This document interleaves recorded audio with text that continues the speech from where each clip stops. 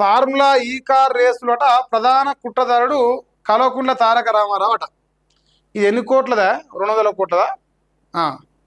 ఇక ఆర్థిక న్యాయ శాఖల ఆమోదం, కేబినెట్ అప్రూవల్ లేకుండానే ఏకపక్ష నిర్ణయం తీసుకుంట.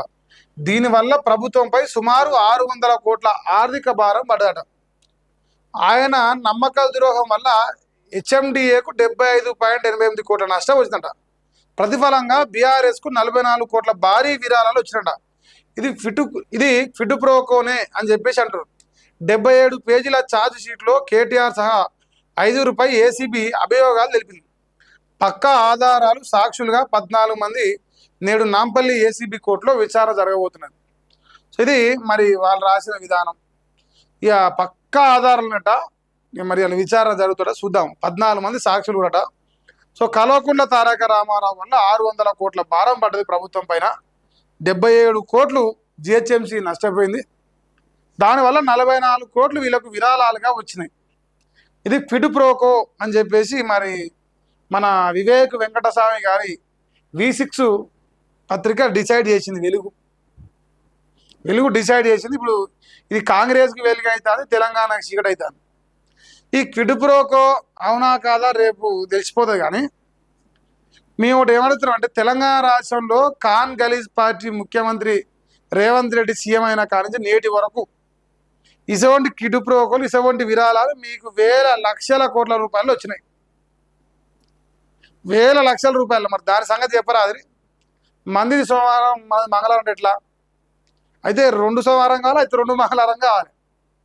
మీరు మంచోళ్ళు ఎట్లా అవుతాడు, దొంగ ఎట్లా? మీరు కూడా ఇలా పొంగులేటి శ్రీనివాసరెడ్డి గారు ఆయన రెవెన్యూ శాఖ మంత్రిగా ఎక్కినప్పటి నుంచి ఇప్పటిదాకా ఆయన దోసుకొని సొమ్ము లేదు, ఆయన దాచుకొని సొమ్ము లేదు.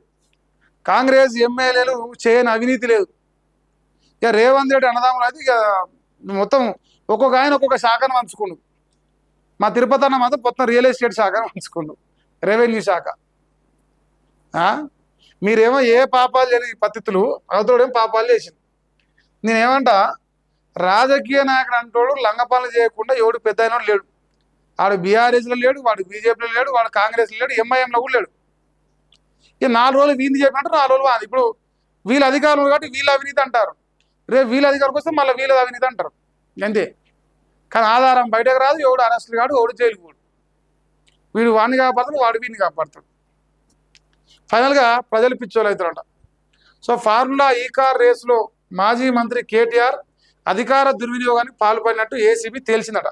ఆర్థిక న్యాయశాఖల ఆమోదం, కేబినెట్ అప్రూవల్ లేకుండానే ఆయన తీసుకున్న ఏకపక్ష నిర్ణయాల వల్ల హెచ్ఎండిఏకు చెందిన 55 కోట్ల నిధులు దుర్వినియోగం అయ్యాయని, ప్రభుత్వంపై 600 కోట్ల భారం పడిందని బయటపడింది. ఈవెంట్ల నిర్వహణలో హెచ్ఎండిఏకు ఎలాంటి లాభం లేకపోగా ఉల్టా 75.88 కోట్ల నష్టం వాటిల్లినట్లు పేర్కొంది. ఫార్ములా ఈ రేస్ కేసులో ఎస్ నెక్స్ట్ జెన్కు లబ్ధి చేకూర్చేందుకు ప్రతిఫలంగా దాని అనుబంధ సంస్థ గ్రీన్కో బీఆర్ఎస్ పార్టీకి బీఆర్ఎస్ 44 కోట్ల ఎలక్ట్రల్ బాండ్స్ రూపంలో ముట్ట చెప్పిందని, ఇది ముమ్మాటికి కిడు ప్రోకోనని ఏసీబీ వెల్లడించింది. ఈ మేరకు 77 పేజీల ఛార్జ్ షీట్లో కేటీఆర్ సహా మాజీ ఐఏఎస్ అరవింద్ కుమార్, హెచ్ఎండిఏ మాజీ చీఫ్ ఇంజనీరు బిఎల్ఎన్ రెడ్డితో పాటు ఎస్ నెక్స్ట్ జెన్ ఫార్ములా ఈ రేస్ సంస్థ కుట్ర కోణాన్ని ఆధారాలతో సహా కోర్టుకు అందించింది. ఇందుకు 14 మంది సాక్షులుగా చూపించింది. కాగా శుక్రవారం నాంపల్లి ఏసీబీ కోర్టులో జరిగే విచారణకు నిందితులు హాజరు కావడంతో ఈ కేసుపై ఆసక్తి నెలకొన్నది. సో మరి దీన్ని గమనించి మరి ఏం కథ, ఆ కేసులో సాక్ష్యాలు ఏం బయట పెడతారు, తద్వారా కేటీ రామారావుకు లేదంటే మాజీ ఐఏఎస్లకు ఇందులో ఉన్న మోసగాళ్ళందరికీ ఎన్ని శిక్షలు పడతాయి చెప్పాలి. తర్వాత మీరు అంటున్న ఈ 600 కోట్లు, మీరు అంటున్న ఈ 75 కోట్లు ఎప్పుడు తెలంగాణ రాష్ట్ర ఖజానాకు చేరుతాయో కూడా చెప్పాలి. అట్లీస్ట్ వాళ్ళ ఎలక్ట్రల్ బాండ్స్ దగ్గర ఉన్న ఆ 44 కోట్లను గుంజుకుంటారా? వీళ్ళు ఏది ముందర పడదు.